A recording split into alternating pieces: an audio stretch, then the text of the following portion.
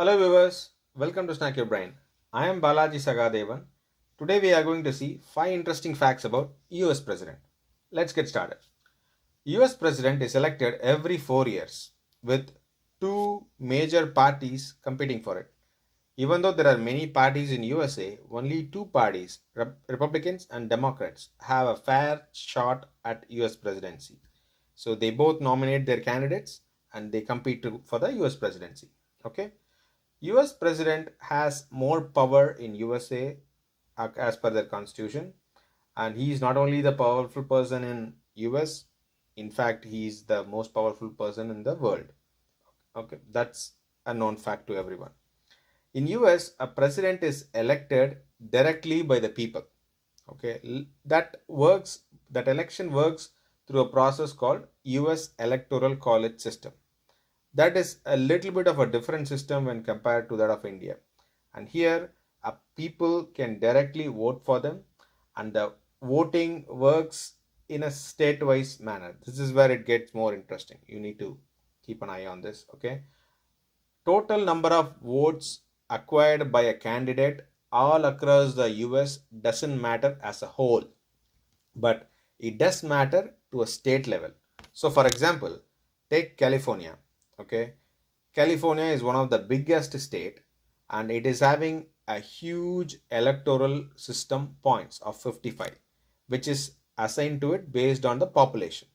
Similar way, each and every state has its own electoral college points assigned to it based on its population.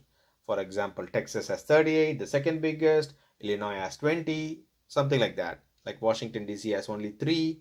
Depends on the population, it is assigned to them. Okay, that is the second fact that I want to tell you. And in that particular day, with respect to one state, say for example California, say it has 20 million voters, and on that particular election day, only 18 million of them turn out to vote. And out of that 18 million, if a candidate gets 9,000,001 votes, he is subjected as a winner of that state, and he is given that full 55 points from California. In similar way, it happens for every state except couple of states, I suppose. I don't know why they choose to be different, but except Nebraska and Maine, every 48 states have this policy of winner takes all. And like this, if he wins every states, he needs to cross a halfway margin of 270. If he is winning one states one by one and he is having this 270 electoral college points, he is elected as a president. And even though you like him or not, you need to live with him because he may not be a choice, but he is an elected president as per the system. That's how the system works in US. So this is how he is elected.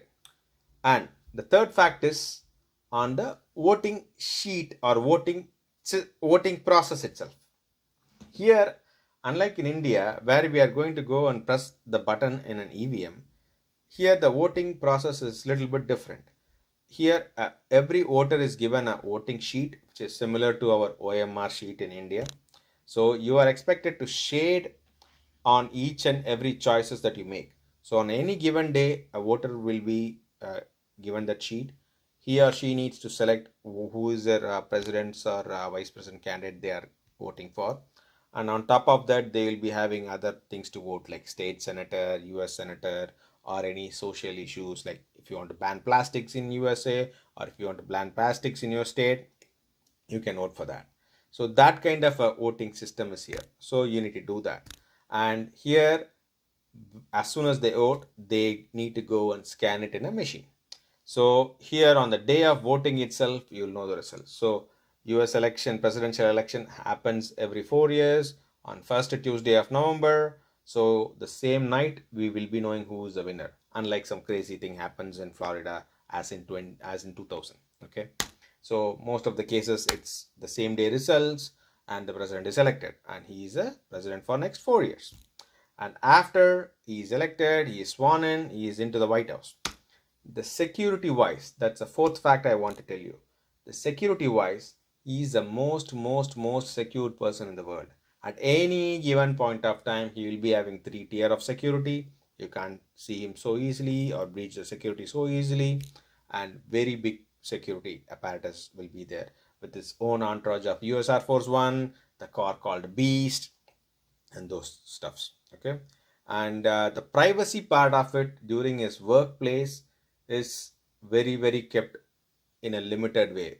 Whenever his work competes or contradicts with his privacy, his work takes precedence or importance than his privacy. Say, for example, in late 70s, when President Nixon was asked to turn over the secretly recorded tape in his Oval Office, he resigned his presidency to safeguard those secretly recorded tapes as his own personal property.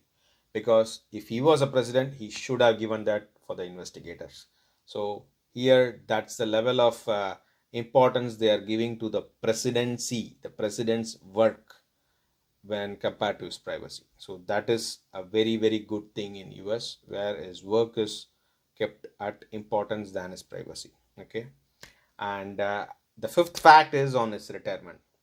So every president can have 2 terms at max. Some president will may not have 2 terms. Either they may choose not to run for the second term, like Truman or Lyndon B. Johnson, or they may get defeated when they run for the second time, like Jimmy Carter or George H.W. Bush. Most of the other presidents in this 20th century and 21st century, they do have the second option, second term actually. So after completing their 8-year term, they go into the retirement as a common citizen. After they're out of politics, they don't peek their noses into politics, unlike in India, where a politician is a politician for his entire life. Here, they go back into retirement, they do philanthropy work, they enjoy their retirement. Like last month, I have seen George W. Bush going and planting trees in his own plantation. Okay, and sometimes I have seen Jimmy Carter's video of going and conducting free and fair elections in Africa. And Obama is back to his retired life. He's going and teaching, and he is busy in designing and constructing his own museum. And as a segue to it, every president here has their own museum. They have built their legacy. They have worked hard for that. They have served the country for 4 years or 8 years, and they have made decisions which made impact on people life, and they can build a museum around it to showcase it. It's up to their choice, and whatever gifts they receive during these tenure as a president, they can keep there. Like I have personally seen 12 presidential museums so far, and I have seen Jimmy Carter having his Nobel Prize displayed there. George W. Bush has one in Dallas, so they can showcase their legacy there in the museum. So these are the 5 facts about a president. So do see this video, share your thoughts around it, comment it, and if you like it, please share it with your friends and subscribe to Snack Your Brain. Thank you and have a nice day.